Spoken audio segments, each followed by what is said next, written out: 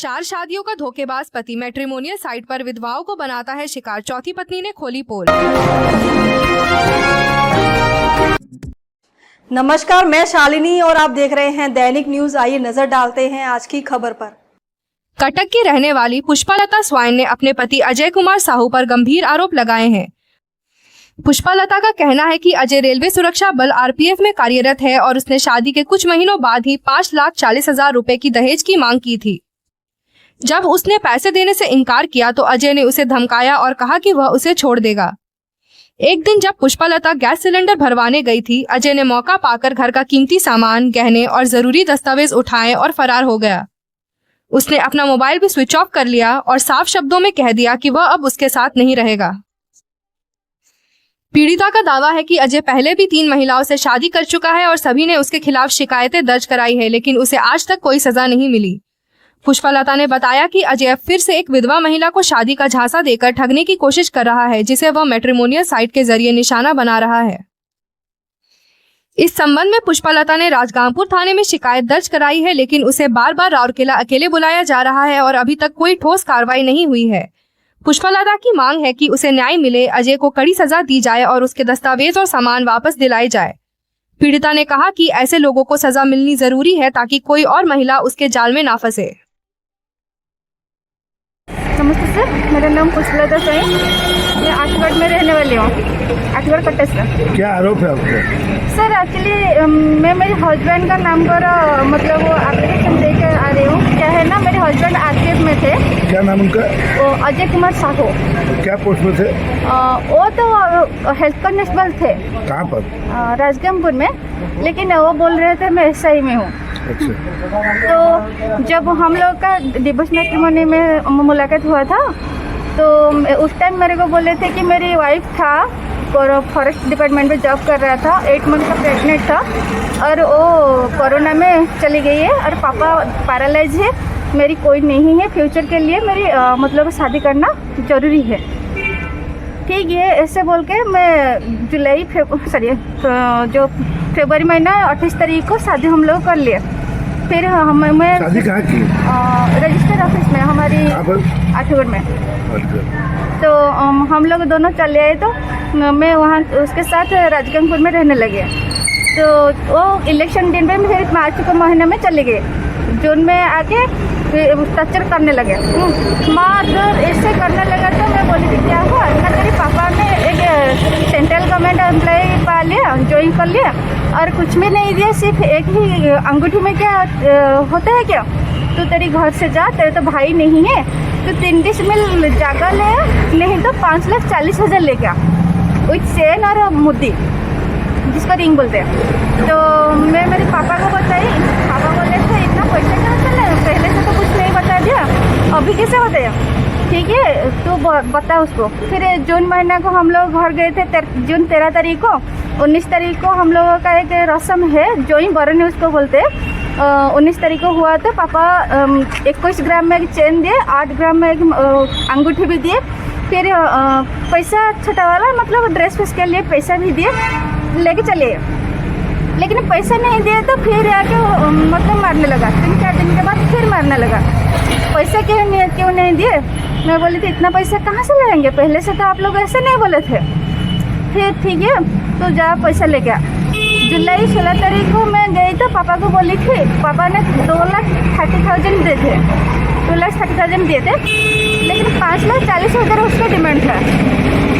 हम लोग जब साथ में आए थे ना, बाइक में आ रहे थे, टांगर मुंडा से मेरे को मार के इतना मतलब वो ब्लड कर दिया था पूरा बॉडी। तो मेरी फिर रूम में लेके मारने लगा। तो मेरी आवाज़ सुन के मेरी जो पड़ोसी है, आस पड़ोस वाले मेरे को सेव किए उससे और पुलिस स्टेशन में भेज दिए। पुलिस वाला आके मेरे को लेकर हॉस्पिटलाइज भी किए। 2 दिन के बाद मेरी मिसकैरेज हो गया, मतलब 1.5 महीने का मेरी जो प्रेग्नेंट विम थे। तो उस टाइम से वो मेरे को ऐसा टॉर्चर कर रहा है। घर को जाके मेरे घर में जाके 3 महीना रुका है, बोला था मैं जब इलेक्शन डेट में थी ना, तब मेरी 23 राउंड गोली हो गई है, इसलिए मेरे को गवर्नमेंट ने 5,40,000 का फाइन किया है, अगर नहीं दूंगी तो मेरी जॉब चली जाएगी। ठीक है, पापा को बोली थी, पापा बोले थे ठीक है, अब ज्वाइन का जॉब तो ज़रूरी है ना, पैसा मेरे को किसी तरह से दे दे, मैं तेरे को लोन उठा के दे दूँगी। फिर क्या कि 2,30,000 दिया था। फिर मैं एक दो लोन भी लिया था आस पास में जितना ये सब कब, जो मार खाने के बाद मैंने जुलाई के बाद। फिर क्या हुआ, अगस्त का महीना था सर, अगस्त लास्ट सितंबर फर्स्ट को ऐसे जैसे मेरे को बताया तो हमारे घर को गया।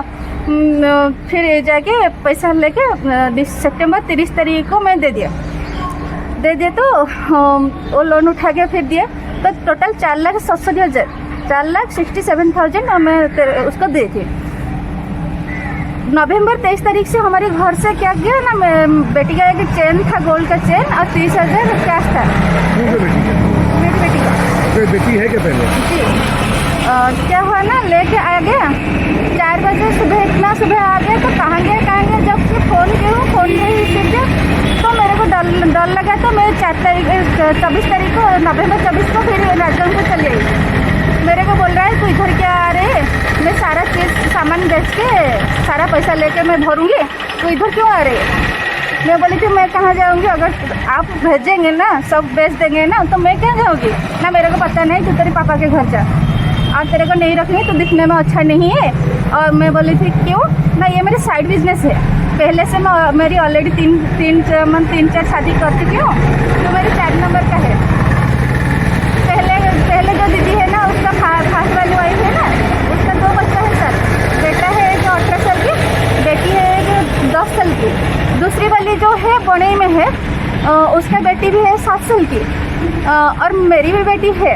तो अब भी बोल रहा है, मतलब उसी दिन से दिसंबर 18 को देखे, मैं जब नहीं था घर पर कैश भरने के लिए मार्केट आया था ना, सारा सामान लेके चली गया। तो मैं क्या कि ये assistant commandant office IG office DG को मेल की, लेकिन मेरे बात कोई नहीं सुने। इवन राजगंगपुर में 4 बार FIR भी किए हुए, FIR कॉपी भी नहीं दिए उन लोग। जब मैं एसपी ऑफिस को गई तब जाके अभी मेरे को 4 तारीख को लास्ट कॉपी दिए सेशन में डाल के। अब बताइए सर, अगर एक प्रोटेक्शन, मतलब रेलवे प्रोटेक्शन जो जॉब करके अगर हम लोगों को प्रोटेक्ट नहीं कर पाते, इतना कितना लड़की के जीवन खराब करते हैं। फिर अभी बोल रहे हैं जब मैं जो ट्रेनिंग से ख़त्म करके जाऊँगी तब एक उसका नाम क्या है, सुकिंदा, जाजपुर का एक सुकिंदा जगह है, वहाँ पे एक लड़की है, उसको शादी करेगा। कभी मिला है क्या आपसे वो लड़की को? लड़का कहाँ है? वो तो हस्बैंड अभी खड़गपुर में ट्रेनिंग सेंटर में ट्रेनिंग कर रहे हैं सर। तो मेरे को न्याय चाहिए सर। मैं इधर उधर दिसंबर से हम लोग घूम रहे हैं, लेकिन न्याय नहीं मिल रहा। कोई बोलता है कल आ जाओ, कोई बोलता है परसों जाओ, कोई बोलता है मिलेगा, लेकिन कब मिलेगा सर? और कितना लड़की का सर लाइफ बर्बाद हो जाएगा। खबरों में अब तक के लिए बस इतना ही। फिर होगी आपसे मुलाकात ऐसी ही एक और खबर के साथ। तब तक के लिए नमस्कार और देखते रहिए दैनिक न्यूज। ऐसे ही लेटेस्ट अपडेट पाने के लिए हमारे चैनल को सब्सक्राइब करें और तुरंत नोटिफिकेशन पाने के लिए बेल आइकन प्रेस करना ना भूलें। यदि आप हमारे फेसबुक या इंस्टाग्राम के माध्यम से देख रहे हैं तो हमारे पेज को फॉलो जरूर करें।